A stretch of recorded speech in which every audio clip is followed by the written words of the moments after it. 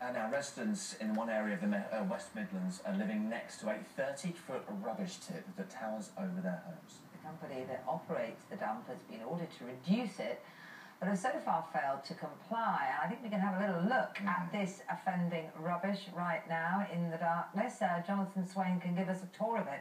It looks horrific, Jonathan.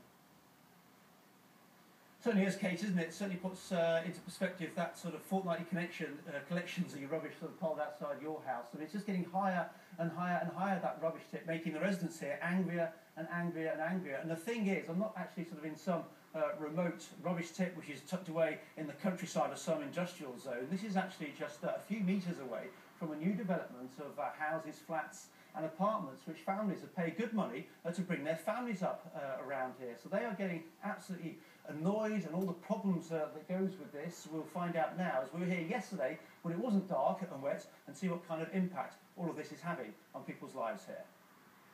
It dwarfs blocks of flats and can be seen more than a mile away. This is the sight that greets neighbours every morning, and they've had enough.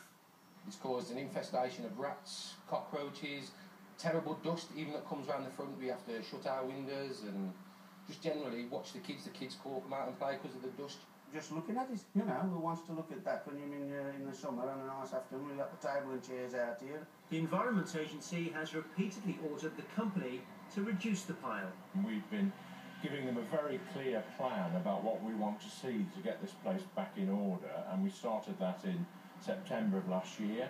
And we've, so far, the company, I'm afraid, have failed to deliver 5 of the 7 deadlines that we've set for them. The next deadline to reduce it is now just 4 weeks away.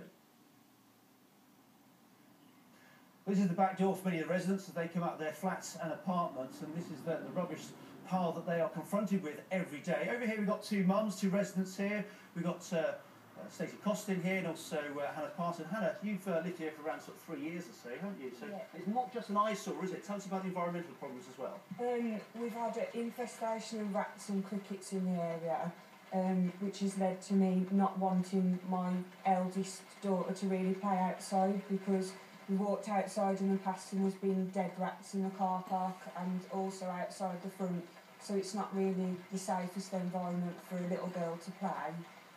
Also, there's a problem with dust in the atmosphere. There's a constant build of the dust inside my flat, but also I don't really like pegging my washing out because there's a lot of metal inside the dust in the atmosphere, and you can actually see it in your clothing when you actually bring it in from off the washing line. Well, it sounds terrible for you and your family, so I know it's the same for you, Stacey, as well, isn't it? Well, the people that actually operate the site over there, Refuse Derived Fuel, say that they're trying to reduce the pile as quickly as they can, but they say there's no actual height restrictions placed on them by the licence agreement with the Environment Agency, but they've been given a new deadline to try and reduce the pile by the end of the month. So I think it's worth coming back then just to see what kind of state it's in then, guys.